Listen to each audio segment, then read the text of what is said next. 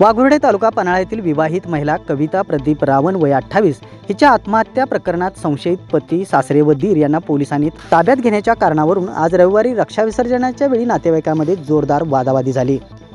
परिस्थिती तणावपूर्ण होण्याची शक्यता लक्षात घेता कळे पोलिसांनी स्मशानभूमी परिसरात चोख बंदोबस्त ठेवल्याने संभाव्य अनर्थ टळला। रक्षा विसर्जनानंतर मयत कविताच्या बाजारभोगा येथील माहेरचे नातेवाईक कविताच्या 2 लहान मुलांना घेऊन कळे पोलीस ठाण्यात जमा झाले। कारवाई होईपर्यंत हटणार नसल्याचा पवित्रा त्यांनी घेतला। शनिवारी 3 जानेवारी रोजी कविताचे वडील सुरेश शिवराम हिरडेकर यांनी ही आत्महत्या नसून पती, सासू सासरे व दीर यांनी तिचा घातपात केल्याचा आरोप करत कळे पोलीस ठाण्यात निवेदन दिले होते। मात्र हे निवेदन लवकर स्वीकारण्यात न आल्याने संतप्त ग्रामस्थ व महिलांनी पोलीस ठाण्यात ठिय्या आंदोलन केलं होतं। त्यानंतर सहाय्यक पोलीस निरीक्षक दीपक कदम यांनी नातेवाईकांच्या भावना जाणून घेतल्या। त्यानंतर आज संशयित पती प्रदीप रावण तसेच सासरा व दीर यांना चौकशीसाठी पोलिसांनी ताब्यात घेतलं आहे। या घटनेमुळे वाघुर्डे परिसरात तणावाचं वातावरण निर्माण झालं असून पुढील तपास सुरू आहे।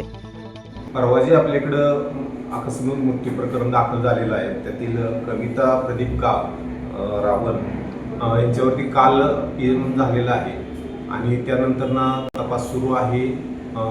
त्यांच्या नातेवाईकांचे स्टेटमेंट नोंदवलेले आहे।